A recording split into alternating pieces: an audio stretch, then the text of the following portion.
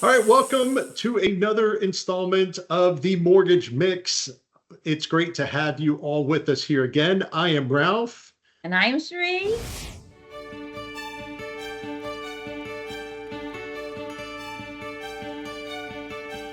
And we are excited to have a special guest with us here. But before we get to our special guest, I just want to remind you all, if you haven't done so already, please make sure you subscribe to our podcast wherever you subscribe to your podcast. Just look up the Mortgage Mix. And if you want to see the video version of our episodes, go to our YouTube page at National MI and just look up the Mortgage Mix podcast.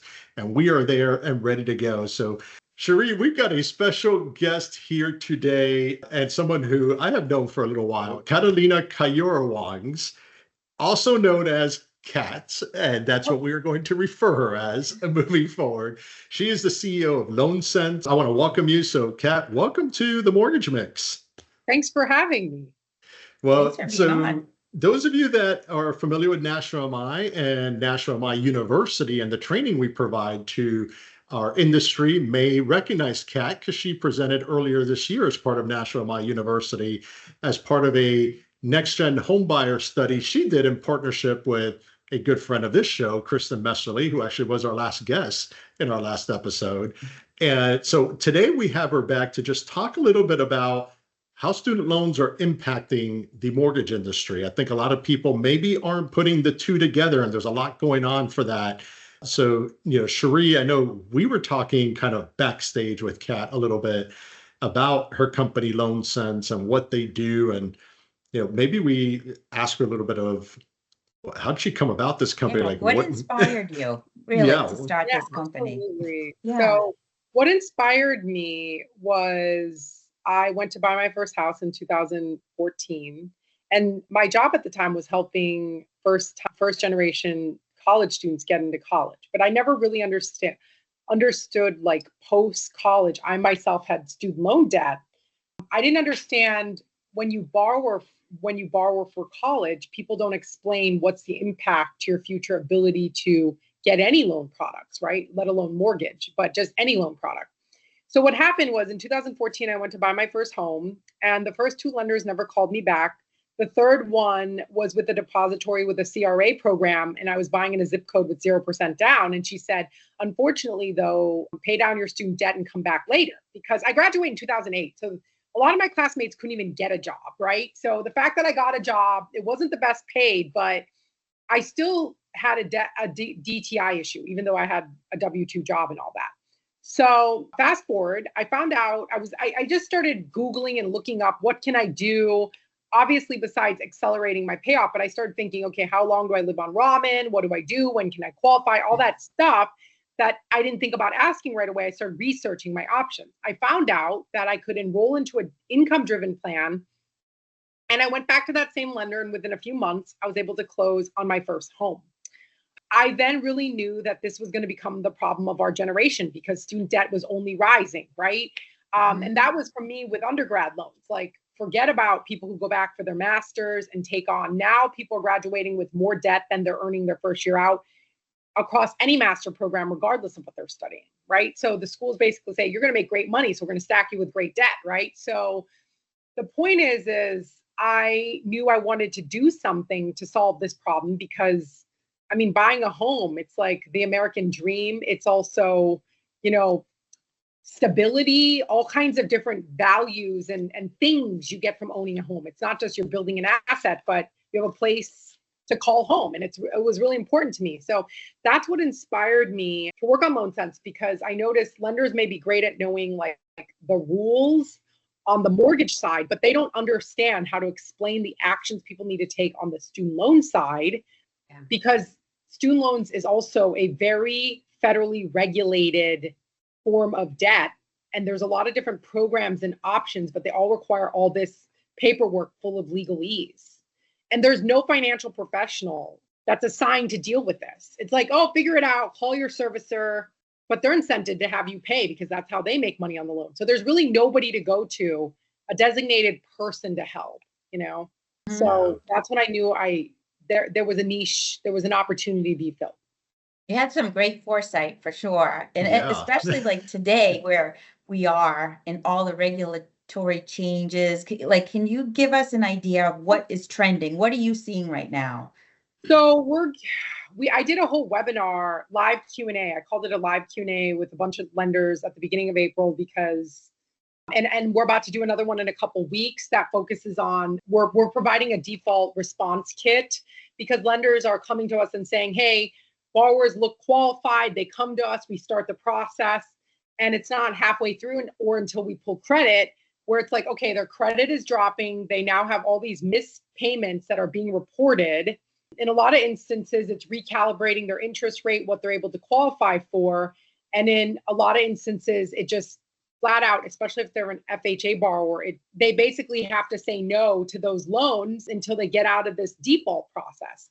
So what we see now is there's projected in the next quarter to be 10 million student loan borrowers, which is 1 in 4 student loan borrowers are on the pathway to default.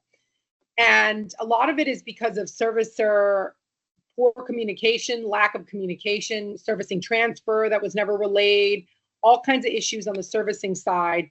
They cut 50% of the Department of Ed workforce that's supposed to be helping with loan forgiveness. So there's a lot of issues that's happening on the student loan side that is directly impacting people's credit, and it's getting hurt.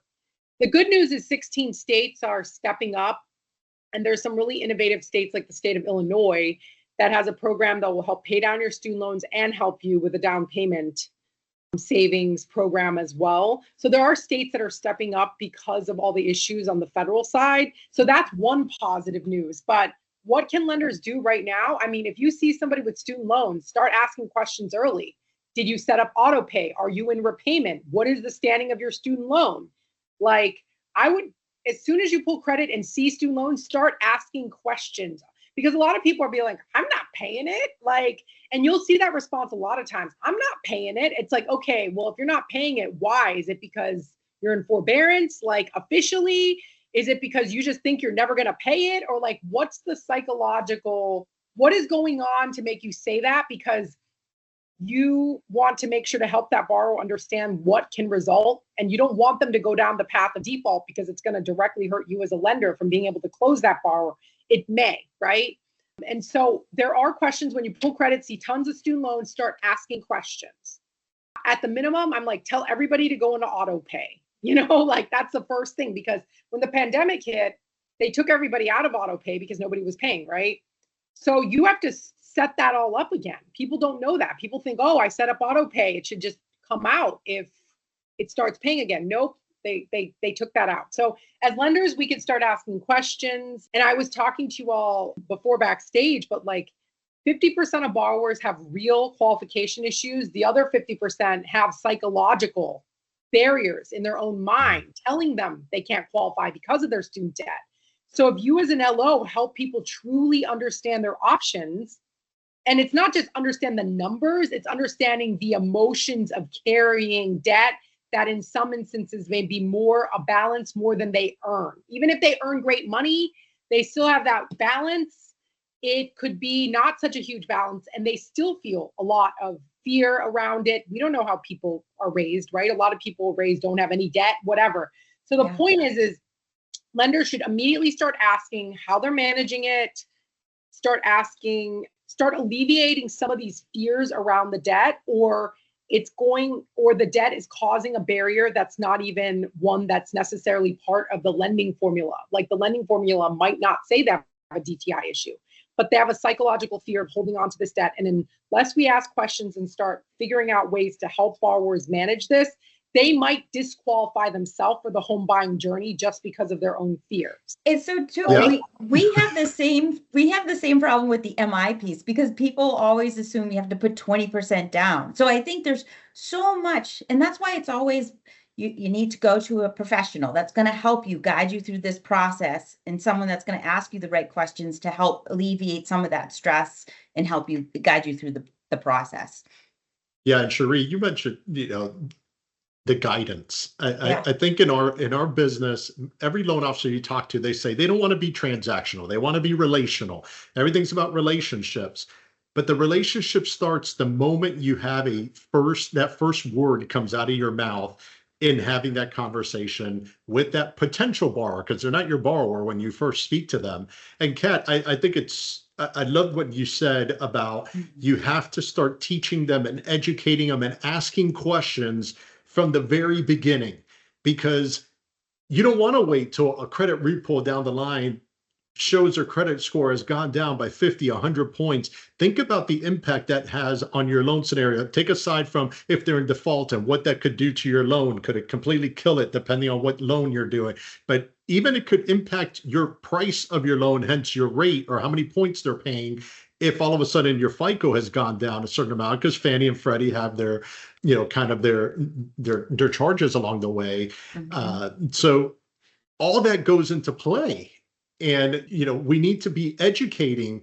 I love how you said, have you set up your direct payments? Oh, I had it. Well, how long ago did you set it up? Is it still happening? Does it come out of your checking account? Let's take a look at your bank statements. We need to, as part of the mortgage process, let's take a look. I don't see it in here. Oh, I didn't realize that it got stopped because I went into forbearance during the pandemic. So many ththings play out, but we're not accounting for that. And we're supposed to be that financial professional, right? We're supposed to be that guidance. Right. So I love that you said that, because I think we need to have, our loan officers, and I think you had mentioned this to me a while back, that the good loan officers have these conversations. Everybody talks about, well, how are top performers doing so well? No matter what market it is, they're always top performers. And the reason is because they get to know their clients at that level, at that specific level, not just at yes, it's great to know about them and their kids, et cetera, but ask them about their why. Why are they buying this house?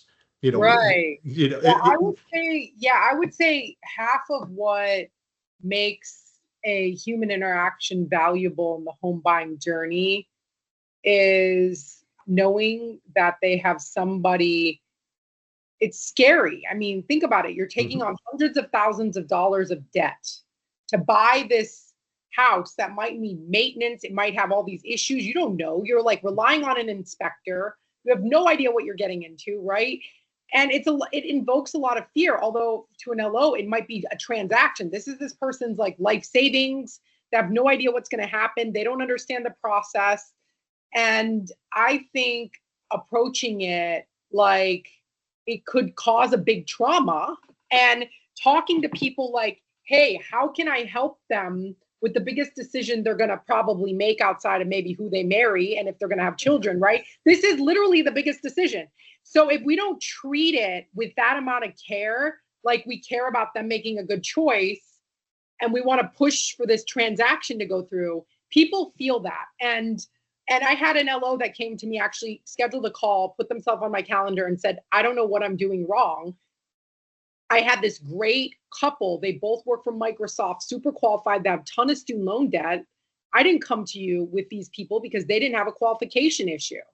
I thought they were going to just start filling out the app, no problem. I followed up with them in 2 days later, and they said, we decided we need to pay down our student loan debt before we can ever buy anything. And like I said, because the psychological barrier and the fear of taking on hundreds of thousands of dollars of more debt when they already have a couple $100,000 was too overwhelming, right? So it's like, how do we create a plan to help you better manage this debt so that you have the appropriate, debt pay down pathway, but also down payment savings plan so that you feel secure in your decision to buy, even as the interest rates sit at where it's at. And I guarantee you, if the LO was able to have that kind of connection, that kind of conversation, that I want to help you outside of like this transaction on yes or no, you're going to move forward or not, that literally differentiates that LO from everybody else who might just been like, okay, sounds good, So I appreciate that LO for coming to me and asking me, hey, what is it that I'm doing wrong? Because I thought this was a slam dunk, And so it just goes to show that even prime credit score people that you think they can afford it, again, it's like half of it is psychological and the fear of doing something they're uncertain about. So if you can allay and alleviate some of those concerns, make them feel like they have a partner in this journey, you have a customer for life. You have someone that's going to refer you. And we see those lenders, like they'll send people, they'll follow up with us. Hey, what's happening with their paperwork? hey, I have a borrower in this scenario. Will you be able to help them? They're like calling us. They're asking us how they can help. They're asking us what information they can give to their borrower so that they can appropriately send them, who's the best person at LoanSense they should be speaking to. All this, they're doing like all the legwork for their client to really help them succeed. And it's like, you can see the difference. It's not just like, call this 800 number, good luck, or something like that. It's like this level of hand holding. And that's what sets us apart as humans, right? Because anyone can say, go to this link, right? And so anyways, I just want to show that, I think it matters. It's about that relationship. It's about how do you follow up with that person? Hey, I know last time we spoke, you expressed blah, blah, blah, blah, blah. What's going on? Can I help you? Whatever, right? So it's like we can create things we ask about that relate to whatever debt or whatever fear. And I think it's a great like talking points to have in our back pocket that I think enterprise leaders can train their sales teams on. That isn't just about, hey, consistent follow through. It's like, how do you create value on each follow through, right? How do you create a connection on each follow through? There's things that I think that I see top performing LOs who follow up with us consistently are doing well for their clients, Yeah, and speaking of LOs who are following up with you and your clients, and Cheri, hopefully I'm not stealing your thunder here, but yeah, Kat, can you tell us maybe some real life scenarios that you're getting from loan officers as far as, hey, I've got this borrower, you've had all those conversations you just went through right now, and they sent them for help with their student debt. What is a real life scenario that has gone to the positive side? Let's talk about positive outcomes here that that could hopefully help open the eyes of some of our and ears, in this case, of our listeners, to say, oh, I have run into this and I had someone that could have helped this borrower and I didn't know about it. Right. Yeah, so here's a couple scenarios that are very real. And so of course I'm not going to say anybody's name, but the LO will say, hey, I'm working with this couple. The wife is a teacher and she said she's paying her student loans for 15 years, but aren't teachers only supposed to be paying for 10 years? Like, why is she still paying her student loans? Like, I'm just going to send her because they can qualify with both of their income, they can qualify, but why is she paying for more than 10 years? Like, according to your guys' training, she shouldn't be paying for more than 10 years. Send us, guess what? We get the remainder of her balance forgiven. Now they have an even better debt to income and they can afford more home, extra bathroom, better school system, whatever it is they were trying to achieve with their second purchase, we're able to help them more appropriately. So 1 out of 10 people that get sent to us, not just get their DTI reduced, but we get their loans forgiven because they've already overpaid. They just didn't file the right paperwork to get that forgiveness. So that's a scenario. Other scenarios are like, because a lot of lenders think, oh, LoanSense can only help at the very front of the process. We have lenders that send, like, we'll say a couple who they have solid income. They do have a lot of student loan debt. It looks like qualification is fine. Then they go select a condo with an HOA fee. And now all of a sudden their DTI exceeds not just the principal plus interest, but now between insurance in states like Florida, right? Plus HOA, now it's like they need those extra DTI, like a couple points. So they'll have 20 days less and say, hey, we need to reduce their DTI by 2 points so they can get this condo they want. So we'll come along and we will help them file into a plan to lower those DTI points and get them that condo they were hoping to buy, right? So those are more like mid-process. A lot of the default stories right now that we started talking about are in process, like people who they thought were great credit score, fine with the student loans, fine with the DTI. Now they're in the default process. They're sending them to LoanSense, scrambling. Oh my God, do we need to delay close now because we're not going to get the docs in time, right? So we'll help with that journey. It's like that we'll give them links. If you want to do it yourself, even we will not lie about this being a free service. You could do it on your own. But the reality is we expedite it. We know exactly how to file, where to file. We skip student aid doc, go straight to the servicers. We e-file it. We create all the paper trail. We follow up for the borrower. And then when we get the docs, we share it directly with the lender, of course, with the borrower's permission. But this way, we don't lose time with the borrower going and trying to read a federal government site and figuring out what is it I'm supposed to be doing. We just skip all those steps and just help the borrower do it. Assist file, we call it assisted filing. They e-sign everything, we submit it, right? So those are some of the scenarios. And then we have a lot of LOs who come to us that are like, I want to focus on nurses, I want to focus on doctors, I want to focus on whatever niche they want to focus on because their partner works in that industry. Especially if you're concentrating healthcare, concentrating social workers, teachers, like there are LOs that focus on those niches. We're great service because all those people qualify for public service loan forgiveness. So not only are they getting their pathway to their loans forgiven, but now they can qualify for more homes. So it's win-win, you know? And so if you want to create a niche, those are great niches. Like people think, oh, public servants, they're such a small, no, 46% of all employees in the United States are employed by government and nonprofits. Because 85% of hospitals are also nonprofits, and a lot of people work for hospital systems.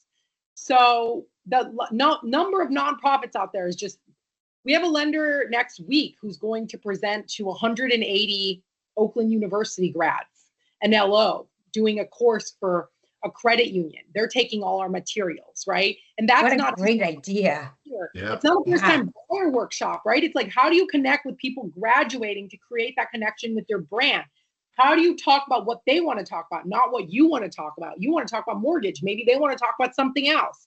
Talk about what it is they want to talk about so that when they do want to get a mortgage, a car, whatever you offer besides mortgage, you're there to offer it to them because you're meeting them where they're at, you know? And so many LOs sit there waiting for somebody to meet them where they're at when we can go out and meet other people where they're at. And then when they need something we provide, they're going to come to us, right? Yeah.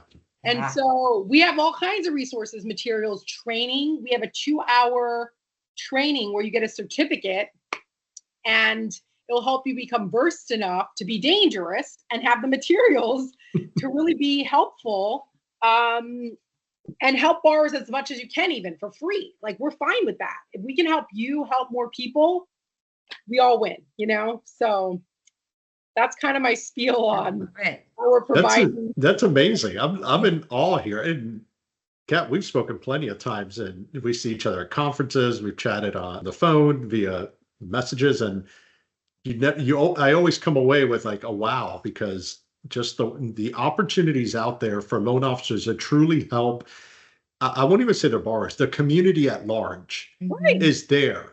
And we just have to take the time and stop and say, what do we truly want to be known for in our business? You know, a lot of people love to talk about the 30-second elevator speech and all that. But at the end of the day, what do you want to be known for? You know, do you want to be known as the person that just gets people to their homes, you know, and you move on to the next? Or do you truly want to make an impact within your industry, within your communities?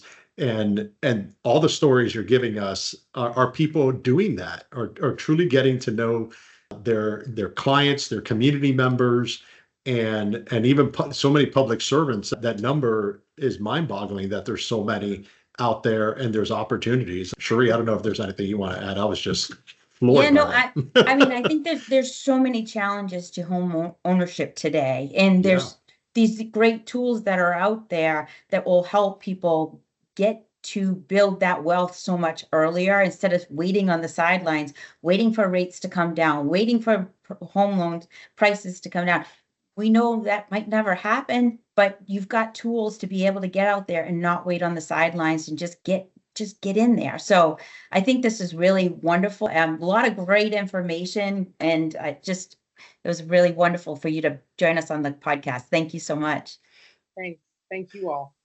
Well, thanks, Kat, as always, for joining us. As a reminder, everybody out there, just make sure you subscribe to The Mortgage Mix. That way you are notified anytime a new episode drops. I'm sure we've got a lot of great guests coming your way here as we get to the second half of this year. So on behalf of my amazing co-host, Cheri McCarthy, and our equally amazing guest here today, Catalina Kayor-Awangs. Yes. I'm like, I've been working on it. I'm working on it. So, you know, we thank you for just sharing all the insights and the stories. And we hope everyone listening has really, truly taken something out of today that can help your business and your tomorrow just be a little bit better than today. So hope everyone has a great day, and we'll see you all next time. Take care.